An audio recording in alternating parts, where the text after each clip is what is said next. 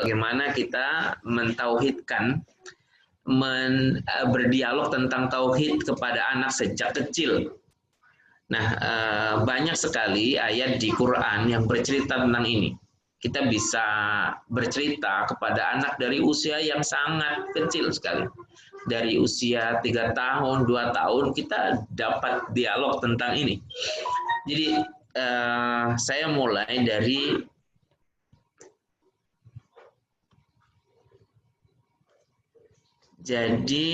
yang pertama adalah kita bercerita tentang alam ini pasti ada penciptanya. Ulama-ulama dahulu ini mengajarkan kepada anak itu sederhana sekali. Dia lihat di padang pasir ada jejak kaki onta. Dia bertanya kepada anak-anaknya, ini ada jejak kaki. Berarti ada tak ontanya? Ada, pasti ada, seperti itu. Ini alam raya, ini ada penciptanya tak? Ada. Jadi anak-anak ini kita ajak untuk berdialog hal-hal yang seperti itu. Misalnya makanan, kita ada makanan nasi lemak misalnya. Ini nasi lemak ada di meja, pasti ada pembuatnya kan? Pasti ada pembuat. Jadi tidak mungkin sesuatu yang ada dan tidak ada penciptanya, nggak mungkin. Atau sesuatu itu ada dengan sendirinya, tak mungkin. Dan itu pasti ada Tuhan. Nah, dialog-dialog seperti ini ke anak, ini dapat kita lakukan setiap hari. Contoh, kita malam-malam, tadi malam saya bersama anak jam berapa ya? Jam 9 malam, selepas Isya. Di sini panas, jadi saya sedang mencari minuman dingin, minuman yang sejuk. Sama anak saya naik motor, habis itu di langit itu cerah, ada bulan, ada bintang. Saya bercerita dengan anak saya, Nabi Muhammad itu ibarat seperti bulan tuna. Sahabat-sahabat Nabi itu seperti bintang katanya. Ashabi kan nujum. Sahabat-sahabatku itu seperti bintang. Kalah indahnya dengan bulan. Kalau nggak ada bulan, kalau tak ada bulan, maka langit akan tetap indah kalau ada bintang. Saya bilang gitu. Nah, itu keindahan yang pasti ada penciptanya. Bulan siapa yang menciptakan? Allah. Hebat ya. Bintang siapa yang menciptakan? Allah. Kita dialog seperti itu saja terus. Habis itu kita berbicara. Selepas itu berbicaralah tentang bagaimana Allah kemudian membuat manusia itu takjub. Lihatlah langit, kata Allah di Quran, bi ghairi amadin tarawnaha. Langit itu dapat tegak berdiri tanpa ada tiang. Hebat tanah. Kita coba di rumah kita pasang lem, pasang lampu di atas. Nah, kalau tak ada talinya, ini dapat terpasang tak? Oh, tak dapat. Ini logika buat anak yang sederhana. Jadi segala sesuatu ini pasti ada penciptanya. Maka akan lebih baik ketika kita melihat bagaimana cara Nabi Ibrahim mengajar orang-orang sekitarnya. Karena Nabi Ibrahim ini sebutannya adalah Khalilullah, kekasihnya Allah. Kenapa kekasih Allah? Karena hidupnya Nabi Ibrahim ini, yang penting adalah bagi Nabi Ibrahim ya. Nabi Ibrahim itu tidak mau kalau ada Allah yang begitu penting dalam kehidupan ini kemudian tidak dikenal oleh manusia. Gitu. Nabi Ibrahim itu menangis dia. Ya Allah, begitu hebatnya Allah ciptakan alam raya ini, rezekinya begitu melimpah. Tapi di dunia ini yang nyembah cuma saya, yang menyembah Allah cuma saya. Itu kata Nabi Ibrahim. Sehingga dia resah. Dia tak masalah, aku tak dikenal manusia, tak apa. Tapi yang tak boleh adalah manusia tak kenal sama Tuhannya. Ini Nabi Ibrahim. Sehingga Nabi Ibrahim ada beberapa cara. Salah satunya tadi, dia melihat bintang, wah ini Tuhan. Setelah bintangnya kemudian lenyap, tak ada, dia melihat bulan. Oh, ini Tuhan, ini lebih besar. Tapi ternyata pagi hari Tuhan tak ada.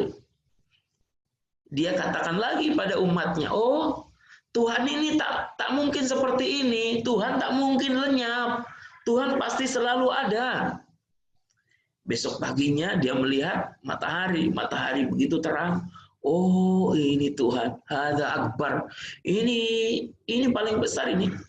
Tapi ketika lenyap, dia tidak kemudian berkata kepada kaumnya bahwa Tuhan tak mungkin lenyap.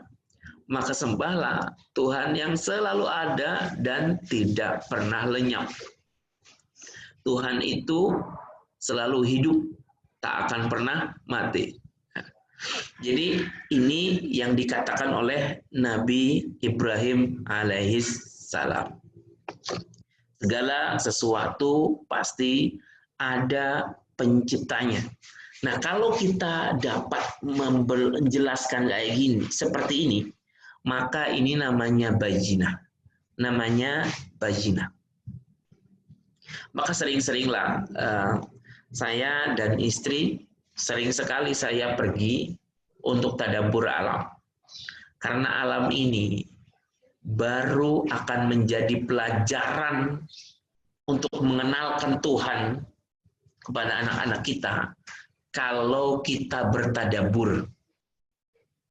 Tadabbur.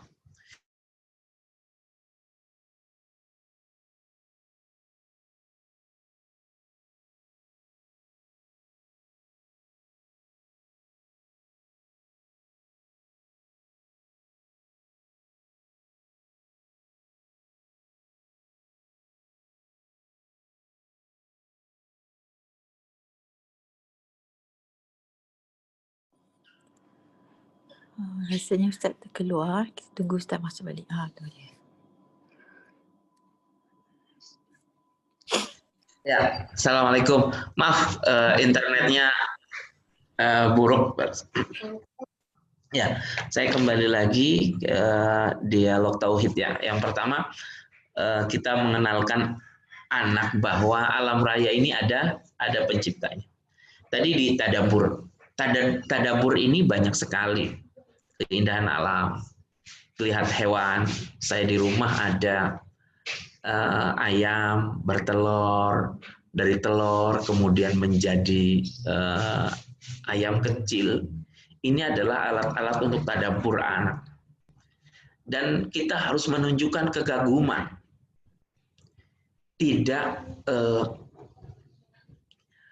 Tidak mungkin anak akan kagum terhadap ciptaan Allah kalau kita sebagai orang tuanya pun tidak kagum terhadap ciptaan Allah itu. Jadi kita harus kagumi. Masya Allah, hebat sekali. Dengan sepenuh hati, insya Allah itu akan nyampe. Karena bahasa, ungkapan, kata yang diucapkan dari hati, ini akan sampai pula kepada hati. Dari apapun yang ada di alam. Saya kira ibu-ibu punya banyak sekali contoh untuk mengenalkan kehebatan Allah Subhanahu wa Ta'ala dalam menciptakan alam raya ini. Atau kalau susah lagi, lihat lagi surat Al-Waqiah. Ini menjadi alat untuk tadabbur bersama anak. Kitanya juga harus tadabbur. Saya sampai hari ini masih takjub saja. Saya selalunya kalau sedang ada masalah dengan keuangan, saya baca Al-Waqiah. Dari kecil guru saya mengatakan seperti itu. Kenapa surat ini kok berhubungan dengan rezeki? Selalu berhubungan dengan rezeki. Ternyata sebenarnya ini mengingatkan bahwa rezeki itu Allah yang pegang, Allah yang jamin. Bukan kemudian membaca ayat ini nanti Allah langsung kasih ini, tidak. Sebenarnya menyuruh kita untuk tadabbur. Apa tadabbur di surat Al-Waqiah? Ini yang harus sering kita hafalkan di Al-Waqiah. Ini ada ayat bentar. Ya. Yang pertama di ayat-ayat yang afaro'aitu. Allah tuh mengajak kita tadabbur. Tadabbur ini sesuatu yang kita sudah tahu, tapi kita tidak merenung secara dalam. Sudah tahu, tapi kita tak merenungkannya secara dalam. Ini tadabbur. Yang pertama di ayat 58 Al-Waqiah.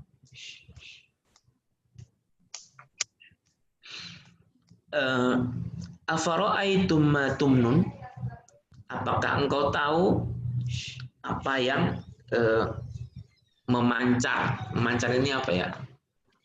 Ya, air mani dari seorang laki-laki. Antum takhluqunahu am nahnul khaliqun? Kamu yang menciptakan atau aku yang menciptakan? Nahnu qaddarna bainakumul mauta wa ma nahnu basbuqin. Aku yang menentukan hidup kalian, mati kalian. Ini ayat dari surat Al-Waqiah. Jadi itu dapat menjadi bahan perenungan. Silakan dibuka lagi. Atau kemudian di ayat berikutnya, ini tentang pepohonan, tentang pokok. Kalau Malaysia pokok ya bahasanya. Ayat 63. Afara'aitum ma tahrusun? Apakah engkau perhatikan apa yang engkau tanam? Ini sambil kita tanam pokok di depan rumah dengan anak-anak. Kita dialog ini. A'antum tazra'unahu am nahnu zari'un? Siapa yang menumbuhkannya? Allah atau kalian? Nah, kita cuma menanam pokok. Yang menumbuhkan Allah. Allah nanti yang berkehendak. Pokok ini jadi pokok yang berbuah atau tidak, Allah yang buat. Tugas kita adalah menanam dan ikhtiar secara bagus. Kita beri siram air, kita beri pupuk, kita beri makanan pokok ini dengan yang baik-baik. Nanti siapa yang menumbuhkan? Allah Subhanahu wa Ta'ala. Begitu banyak di dunia ini cerita tentang orang yang sudah gembira, dia merasa akan panen dari pokoknya besok. Ternyata malam harinya Allah beri musibah sehingga pokok ini tak ada manfaatnya buat dia. Ini berikutnya tentang pohonnya. Afara'aitum ma tahrusun. Atau kemudian kalau hujan, saya sering sekali, saya termasuk yang membiarkan anak saya main hujan-hujanan. Kalau hujan, saya enggak. Kenapa? Saya sering ceritakan kepada anak-anak saya, sahabat-sahabat Rasulullah, termasuk Ali bin Abi Thalib, ketika hujan, itu pelana kuda. Pelana kuda tahu tak Malaysia ya? Pelana kuda itu jadi kuda untuk tempat duduknya kan ada namanya di atas itu pelana. Itu sampai Ali bin Abi Thalib mengeluarkan itu. Dikeluarkan pelananya keluar supaya apa? Tersentuh oleh hujan. Hujan ini lambang dari rahmatnya Allah Subhanahu wa Ta'ala.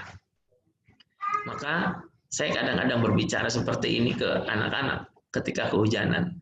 Nah, kita sedang disentuh oleh rahmatnya Allah. Sedang disentuh oleh rahmatnya Allah. Ini kasih sayang Allah buat bumi ini ya hujan. Hujan. Alhamdulillah. Nah, ketika hujan ini jadi bahan tadabbur. Tadabburnya apa? di surat Al-Waqiah ini mengatakan afara'aitumul ma'alladzi tashrabun. Tahukah kamu air yang engkau minum? Apakah engkau perhatikan air yang engkau minum? A antum anzaltumuhu minal muzni am nahnul munzilun? Kamu yang menurunkannya dari langit atau aku yang menurunkan, kata Allah. Allah yang menurunkan. Saya kadang-kadang tadabbur ini. Itu awan begitu besar, nah. Kalau naik pesawat, itu awan dengan rumah besar, lebih besar awan. Tapi Allah tak menurunkannya sebesar itu. Kalau diturunkan sebesar itu, mati kita semua. Tapi Allah menurunkan kecil-kecil. Kemudian ada lagi tadabbur lagi. Lau nasya'u ja'alnahu ujajan falaula tashkurun. Kalau aku berkehendak, kata Allah, aku akan menurunkannya dengan rasa asin. Tahu asin? Karena itu air laut. Air laut disuruh oleh Allah naik ke atas. Tapi turunnya tawar. Insya Allah. Ini di antara dialog-dialog tauhid yang saya biasakan dengan anak-anak itu hujan turun. Hebat ya, airnya tidak asin. Allah yang memfilter. Allah yang filter ini semua. Sehingga airnya tak asin. Padahal ini dari air laut, nah, banyaknya. Tapi ini airnya tawar. Kita bisa minum dengan enak. Ini tadabbur. Jadi ada banyak sekali ayat-ayat tadabbur untuk mengenalkan kita, untuk mengenalkan anak-anak kita kepada Allah Subhanahu wa Ta'ala. Maka yang pertama untuk mengenalkan tauhid pada anak, biasakanlah berbicara tentang Allah di depan mereka. Itu tauhid. Saya ingatkan lagi tadi, Nabi Ibrahim mendapat julukan Khalilullah, kekasihnya Allah. Itu karena apa? Karena bagi Nabi Ibrahim, yang paling penting bagi manusia adalah mengenal penciptanya. Sehingga waktu dulu, waktu beliau hidup, yang dia perjuangkan adalah Allah itu begitu penting bagi semua makhluk. Kenapa yang menyembah Allah cuma saya satu orang? Gitu. Waktu zaman Nabi Ibrahim. Sehingga Nabi Ibrahim juang untuk mengenalkan Allah kepada umatnya. Itu tentang alam raya ini. Termasuk kita, nanti kalau ada bayi, kita kenalkan kepada anak bahwa ini adalah ciptaan Allah. Ketika ada keindahan apapun di hidup kita ini, kita coba kenalkan dengan Allah. Saya suka begini, dulu anak saya minta sepatu, minta sepeda. Saya katakan, oh kamu minta dulu sama Allah. Kok minta sama Allah? Iya, minta ke Allah dulu, baru ke ayahmu. Karena Allah yang memberi rezeki ayahmu. Setelah itu saya biasakan sholat anak saya. Anak saya kalau habis sholat itu berdoanya ya minta apa ya? Minta mainan. Ya Allah minta Lego.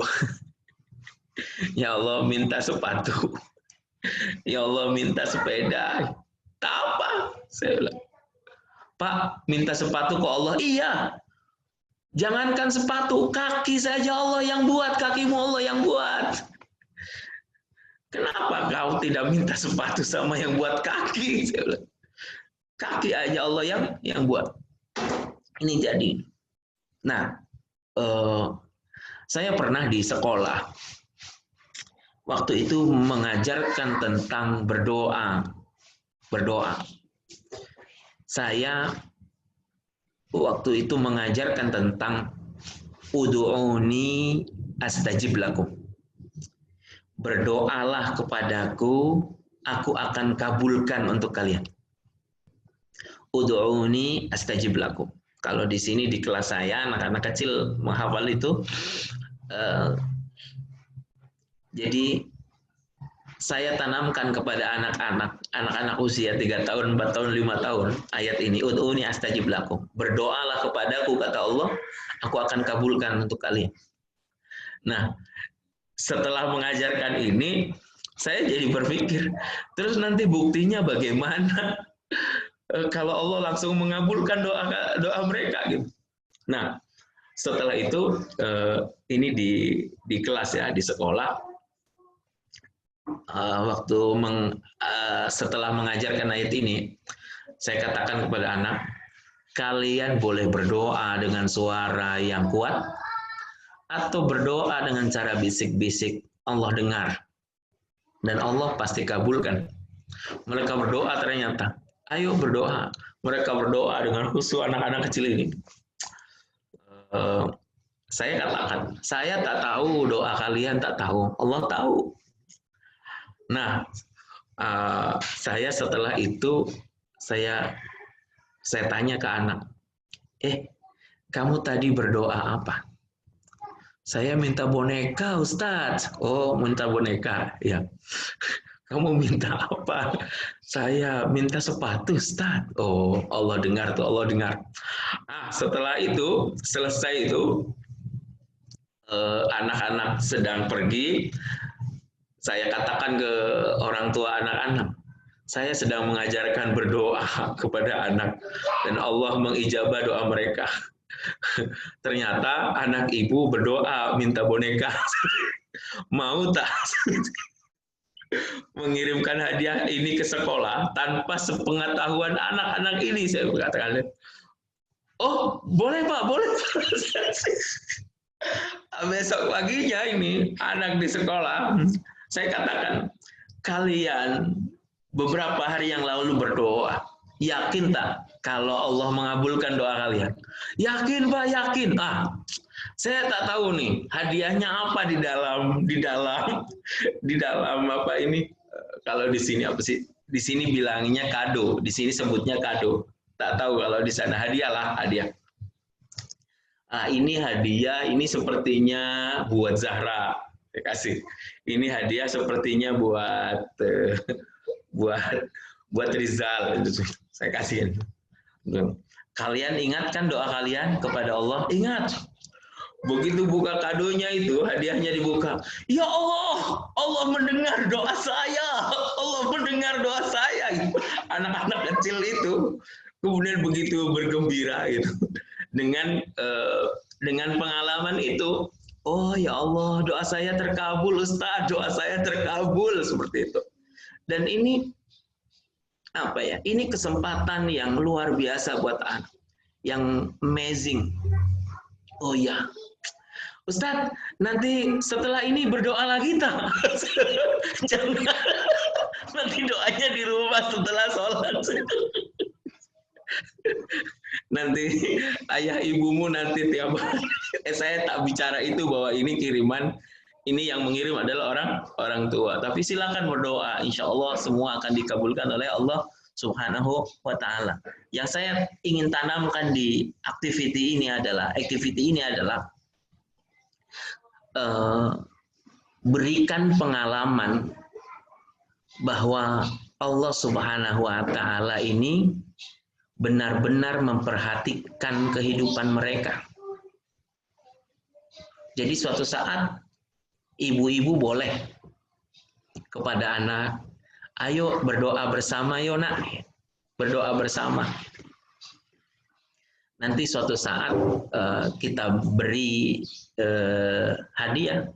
Hadiah apa yang mereka minta? Alhamdulillah nak, sepertinya doa kita didengar oleh Allah. Kemudian kita syukuri bersama, ini suatu dialog yang membuat anak semakin mengenal kepada Tuhan. Ini yang pertama. Jadi alam raya ini pasti ada penciptanya, termasuk apa yang terjadi di kita. Berikutnya, Saya share lagi. Ya, berikutnya ada dialog tentang mengapa Tuhan itu satu. Nah, mengapa Tuhan itu satu? Sebelumnya saya dapat bercerita. Oh ya, sebentar. Untuk tauhid ini ada salah satu cerita tentang Tuhan yang saya ceritakan ke anak-anak. Ibu-ibu tahu kan siapa kakeknya Nabi Muhammad? Abdul Muthalib. Abdul Muthalib ini sebenarnya orang yang punya logika tauhid yang luar biasa, yang hebat.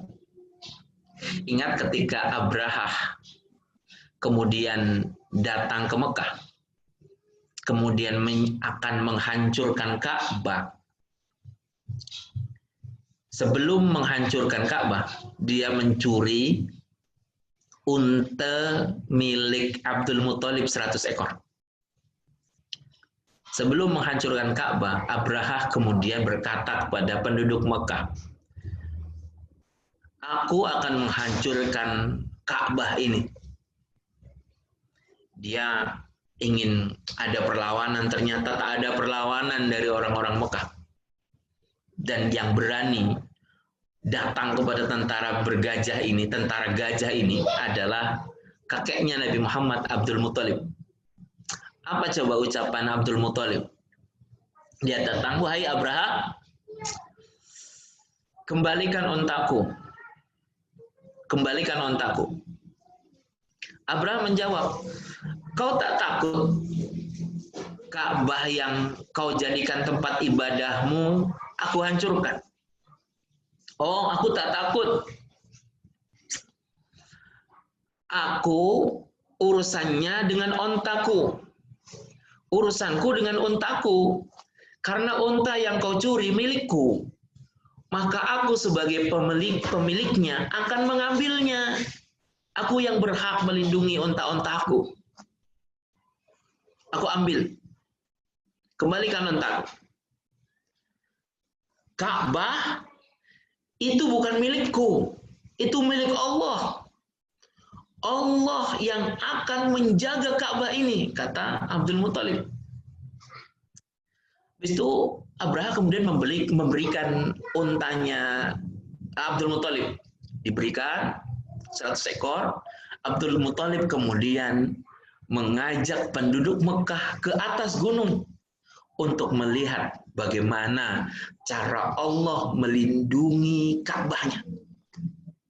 Karena Abdul Muthalib percaya Ka'bah ini milik Allah, Allah yang akan menjaganya. Dia kemudian naik ke atas. Dari atas ternyata dia benar-benar mengajarkan tentang kekuasaan Tuhan dalam melindungi Ka'bah yang menjadikan tempat tawaf mereka. Ini cerita ini dapat dijadikan sebagai alat untuk menceritakan tauhid kepada anak-anak kita. Baik, berikutnya dialog setelah itu adalah bagaimana caranya kita mengenalkan kepada anak mengapa Tuhan itu harus satu. Kenapa Tuhan itu harus satu? Ketika kita sudah mengenalkan Allah, maka kita mengajarkan qul huwallahu ahad. Katakanlah Allah itu satu. Kenapa Tuhan harus satu? Maka yang paling baik adalah kita kembali lagi ke surat dalam Al-Quran. Yang pertama, boleh dilihat di surat Al-Anbiya. Al-Anbiya ayat 22. Nanti kita lihat di surat Al-Anbiya ayat 22. Silakan diperhatikan, di situ ada ayat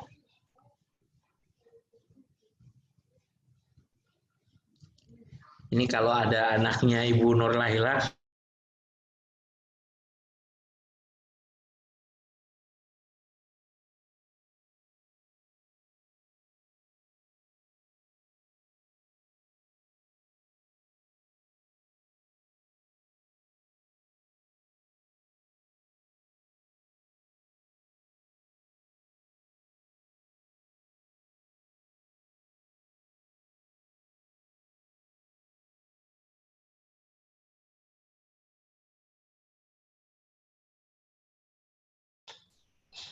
maaf putus-putus. Ya. Al-Anbiya ayat 22 ini berbicara seperti ini. Laukana fihima alihatun illallahu lafasadata.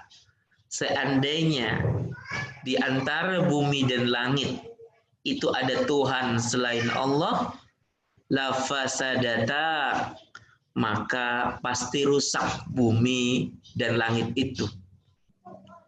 Fasubhanallah rabbil arsy amma yasifun. Jadi ini yang harus kita tanamkan kepada anak. Kalau ada dua Tuhan, bumi ini, langit ini pasti hancur. Kenapa? Karena kalau ada dua, itu pasti tidak sama keinginannya. Yang satu ingin mentakdirkan seseorang baik, yang satu tak ingin mentakdirkan satu baik. Wah, kemudian jadi berkelahi. Aduh, mereka berdua bergaduh.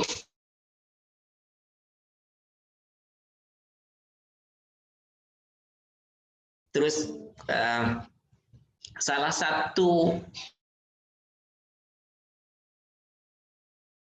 tak terbatas kekuasaan.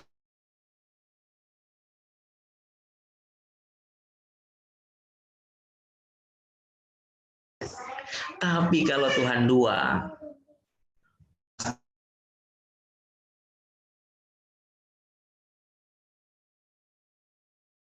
seizin dengan Tuhan yang kedua. Ini yang pertama.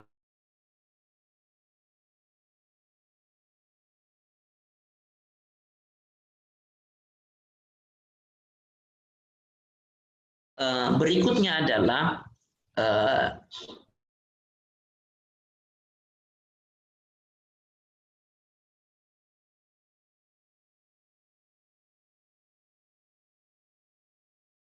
saya hilang. Ya. Di surat Shad ayat 5. Shad ayat 5.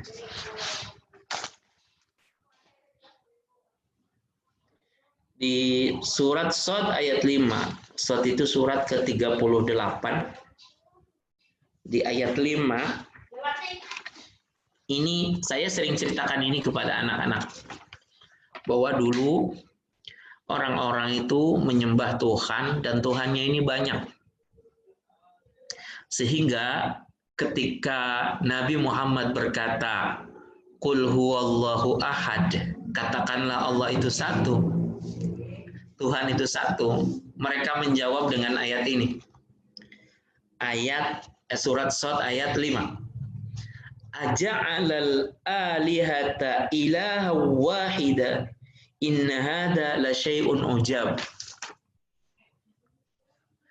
Apakah dia Muhammad menjadikan Tuhan-Tuhan yang banyak ini menjadi satu Tuhan saja? Ini kata orang-orang Mekah ini. Muhammad mengatakan bahwa Tuhan itu satu. Oh, dia ingin menjadikan Tuhan yang banyak ini jadi satu Tuhan saja? Inna hadza la syai'un ujab. Sesungguhnya ini benar-benar sesuatu yang mengherankan, sesuatu yang ajaib, kata orang-orang Mekah. Karena orang-orang dahulu berpikir urusan manusia itu banyak, permintaan manusia itu banyak, maka tak mungkin urusan yang banyak ini dipegang oleh satu Tuhan. Seperti seorang ibu, ada urusan mengasuh anak, memasak di dapur, bekerja. Ini orang pikirannya dulu. Pikiran mereka, oh berarti Tuhan harus banyak. Maka orang-orang dulu ada Tuhan khusus menumbuhkan tanaman. Ada Tuhan khusus menurunkan hujan. Ada Tuhan khusus memberikan anak keturunan. Ada Tuhan khusus memenangkan perang supaya berjaya. Ini orang-orang dulu seperti itu. Tapi Nabi Muhammad kemudian menjadikan Tuhan ini menjadi satu. Nah, kalau seperti itu pertanyaannya, pertanyaan seorang orang-orang kafir dulu, jawabannya apa? Maka jawabannya ada di Az-Zumar ayat 29. Masih di juz yang sama, juzuk yang sama. Zumar ayat 29.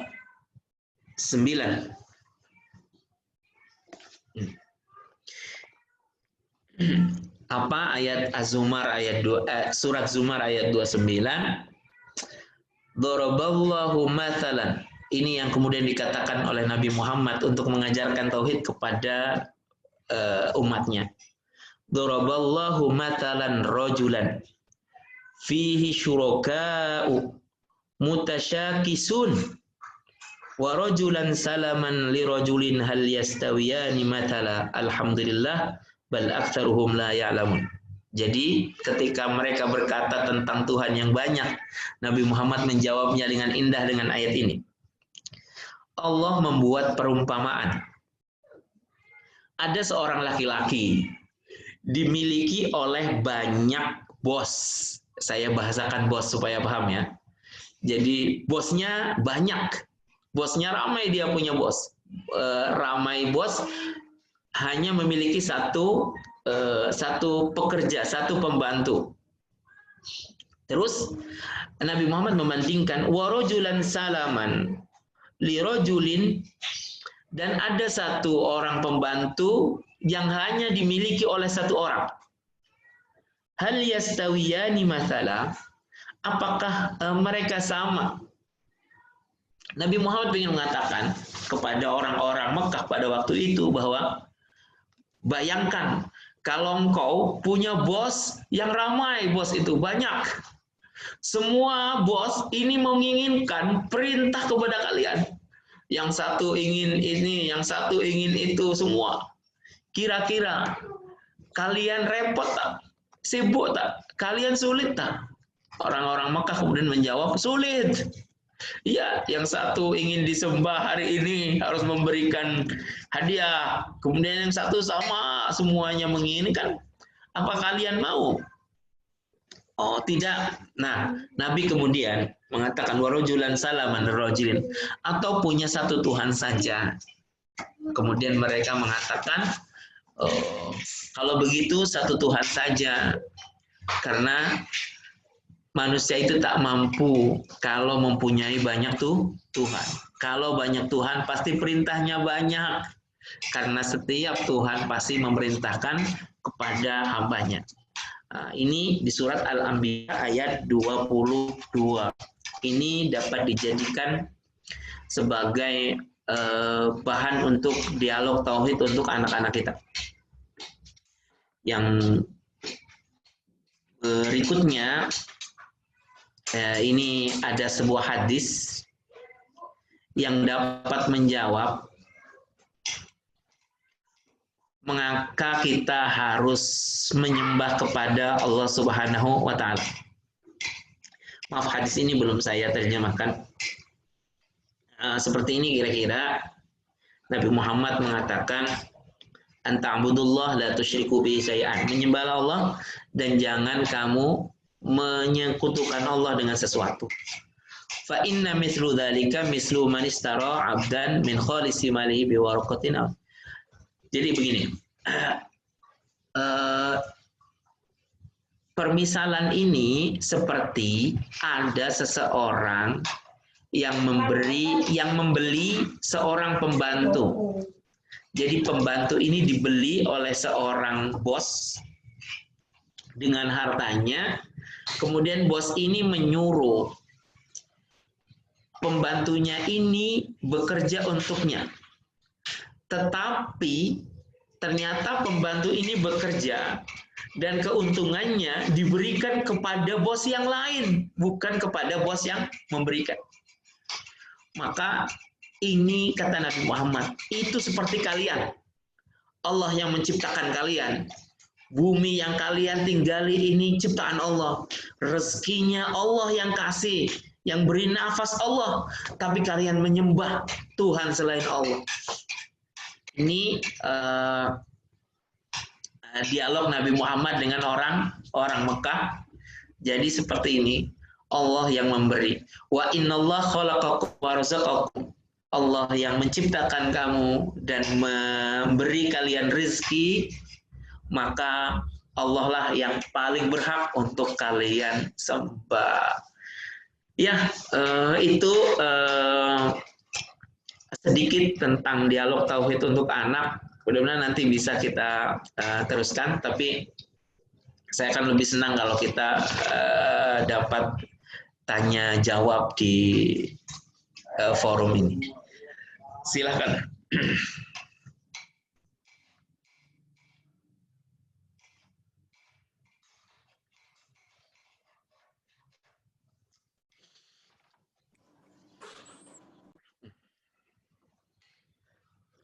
Assalamualaikum Pak. Waalaikumsalam warahmatullahi wabarakatuh. Saya Ibu Farida dari Malaysia. Ya. Saya ingin bertanya, jikalau anak-anak ini sekarang ini susah betul nak menerapkan tauhid. Kita mengajar tauhid, tapi penerapan tauhid itu tidak kuat, ya. Tidak anak itu tidak menerimanya dengan sebaiknya. Jadi mungkin ini juga faktor guru yang tidak begitu kuat akidahnya juga, ya. Jadi boleh Bapak menceritakan sedikit mengenai apa yang Allah firmankan, ya ayyuhalladzina amanu qulu qaulan sadida. Yuslih lakum a'malakum wa yaghfir lakum dzunubakum. Qaulan sadida itu apa ya, Pak? Ada yang mengatakan itu adalah kalimat tauhid. Ada yang mengatakan ianya adalah perkataan yang baik-baik. Bisa Bapak perjelaskan qaulan sadida? Jazakallah khair. Ya. Ada pertanyaan?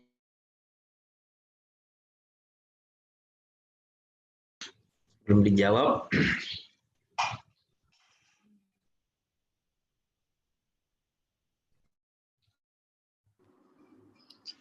Assalamualaikum Ustaz. Assalamualaikum warahmatullahi wabarakatuh. Saya Siti Khadijah daripada Rawang. Saya nak tanya, anak saya dia selalu soal macam, Mak, kenapa kita kena baca bismillah selalu? And then saya jawablah, Allah tu kan ada kan, sebab dia jadikan macam-macam untuk kita kan. Dan dia cakap, kita tak nampak pun, kenapa kita kena baca bismillah? Boleh tak saya tahu macam mana kita, the best way untuk kita jawab? Allah saya jawab, Allah tu kan ada kat mana-mana sebab kita tengok orang lain, itu ciptaan Allah. Betul ke? Betul ke cara saya jawab tu? Ataupun ada cara yang lebih elok untuk jawab? Terima kasih. Assalamualaikum. Baik, itu pertanyaan yang kedua. Tadi yang pertama pertanyaan tentang qaulan sadidan. Yang kedua adalah tentang mengajarkan kenapa kita mengucapkan bismillah. Oke, yang ketiga barangkali 3 pertanyaan. Assalamualaikum Ustaz. Ustaz. Ustaz dengar saya? Saya Ibu Syuhada. Oh, ibunya Syahmi. Ya betul. Kalau Syahmi tu Ustaz dia banyak sangat permintaannya. Jadi saya memang cakap dengan dia, Syahmi minta dulu pada Allah. Dan memang permintaan dia permainan lah kan Ustaz kan. So kami suami isteri berusahalah untuk belikan mainan untuk dia. Tapi ada masanya kami tak bagilah. Ada satu hari tu saya cakap lah, dia cakap dia nak, contoh dia nak sekian-sekian kan. Saya cakap lah, Syami, minta dulu pada Allah. Dan dia kata, hari tu Syami dah minta dah, tapi Allah tak bagi pun. Dia kata, Syami tak nak minta lagi lah, dia kata.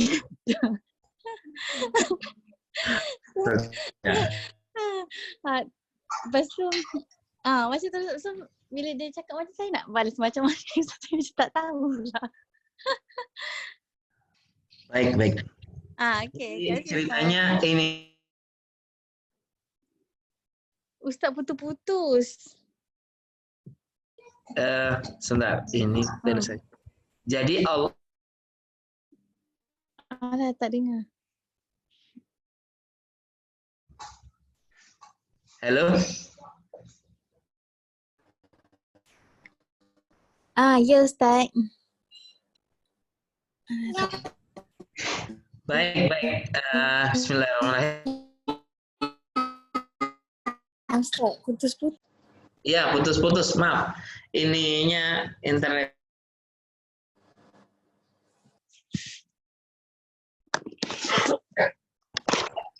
Buka aja. Ya, suara saya sudah.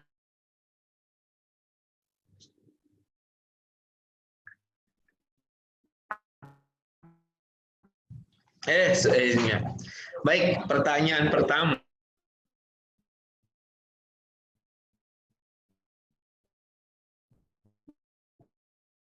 Beberapa tafsir termasuk suara saya putus-putus ya. Sebentar.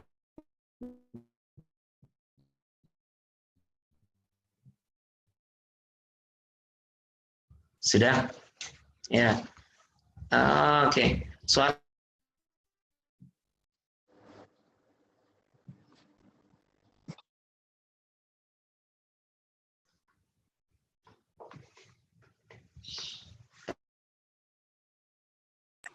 Putus-putus Pak, enggak dengar. Putus-putus. Guna apa ya? Sebentar. Bismillahirrahmanirrahim.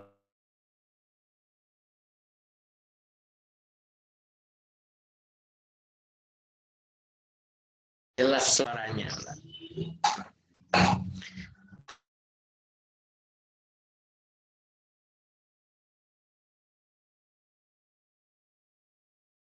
Ya.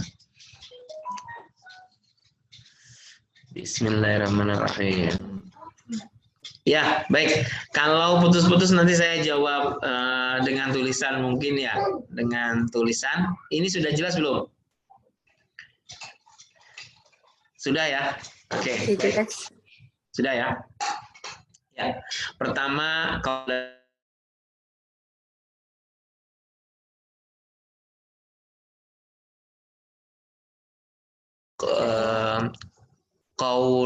qaulu haqqin.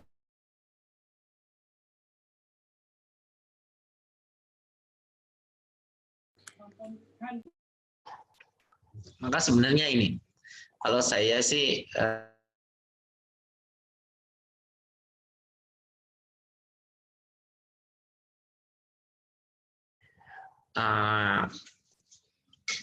saya selalu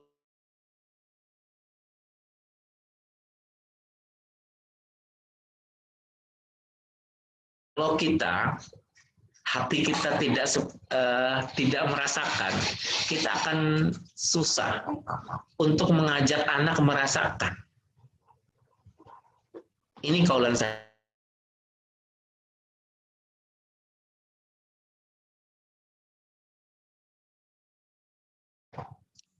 Saya biasanya berlari.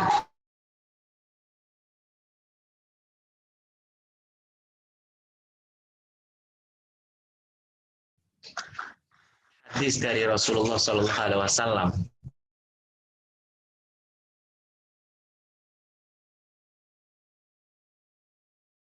Rakaat sebelum sholat subuh itu lebih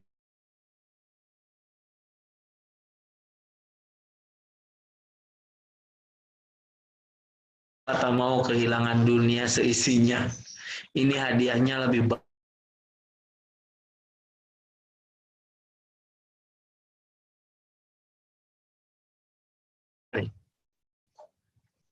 Tapi itu harus kita rasakan dulu.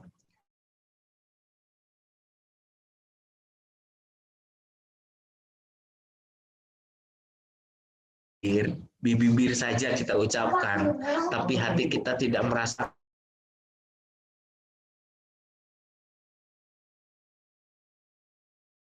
Pesan itu tidak akan sampai kepada anak. Atau begini.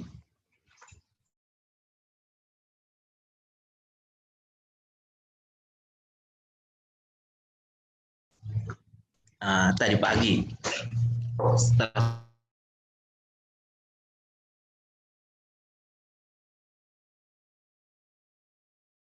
anak apa coba tentang azan. Nah,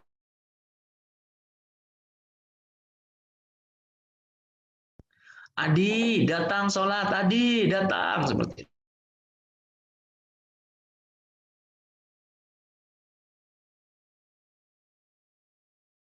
Saya masih kantuk, saya mau tidur.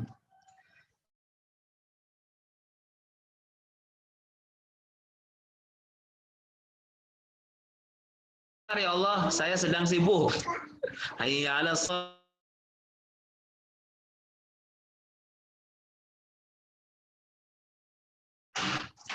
Kita ingin katakan bahwa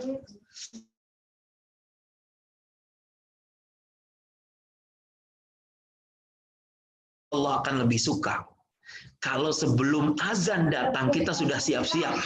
Allah sangat senang sekali. Belum dipakai.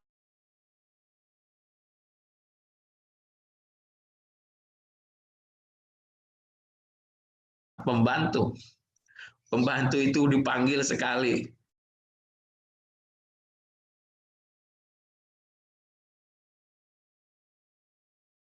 Sehari 2 kali tak datang, 3 kali.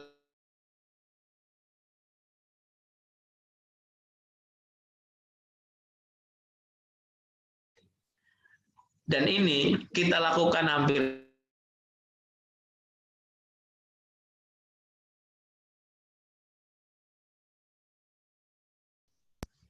padahal Allah Tuhan, Allah dah datang.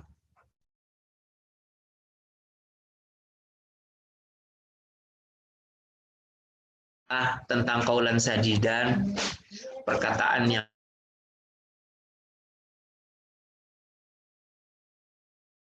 akan lebih kena ke hati anak.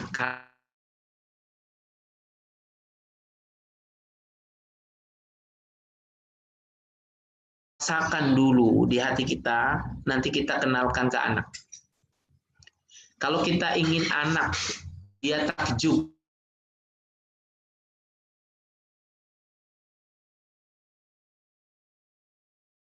baru kenalkan kepada anak. Seperti itu.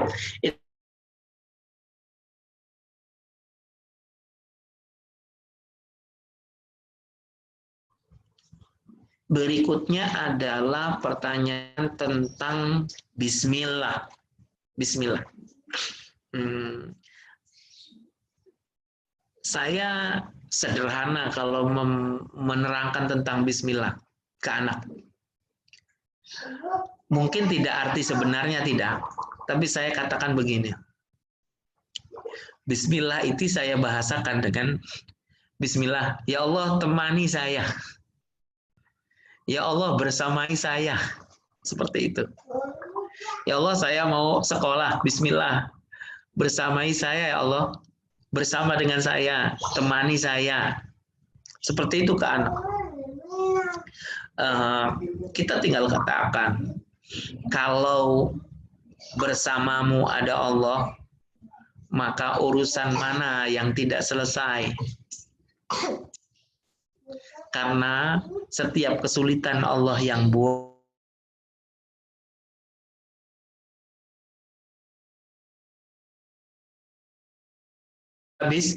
Bismillah dengan menyebut nama Allah. Ya Allah bersamai saya.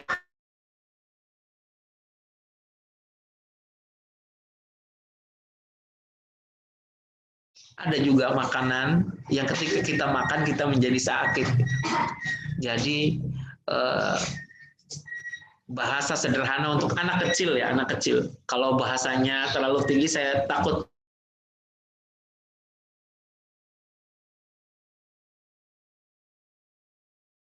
Saya, Bismillah, ya Allah temani saya. Saya akan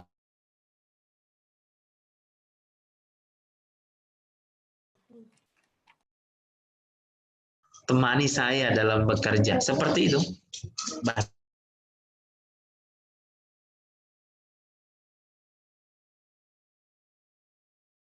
Nah, saya minta berdoa.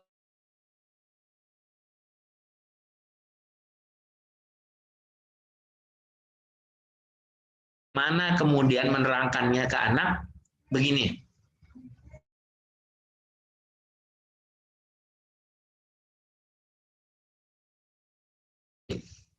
Usianya 5 tahun.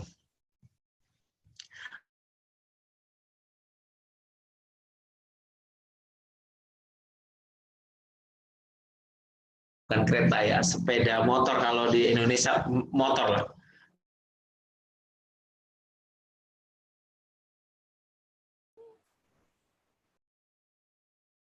Motor yang buat balap. Saya kira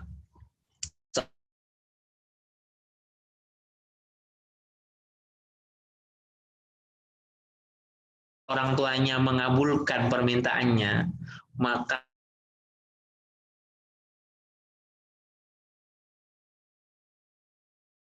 celaka.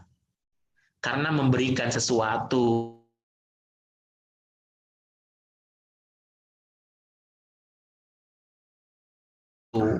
yang Allah belum berikan kepada kita,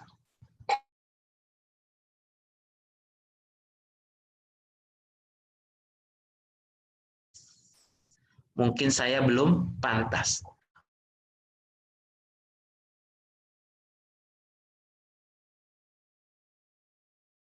Ini seperti itu yang harus kita tanamkan ke anak-anak.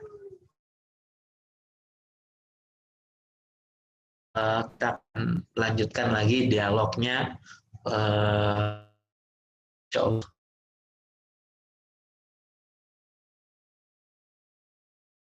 Jawabannya masih putus-putus. Tak dapat jawaban.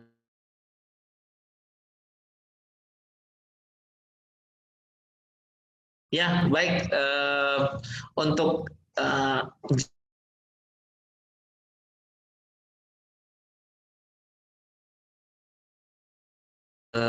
grup WhatsApp mungkin ya, WhatsApp yang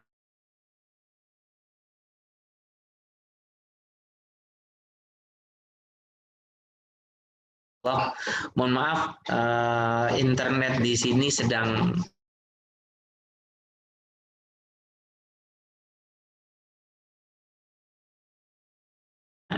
dapat lebih bagus. Ya,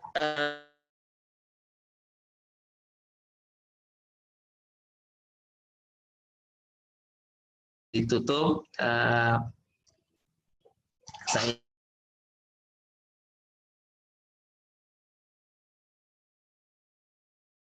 dengan berdoa kepada Allah Subhanahu wa taala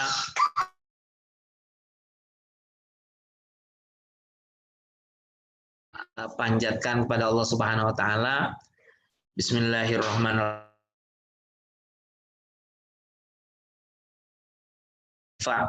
Ya Allah, aku berlindung dari ilmu yang tidak bermanfaat.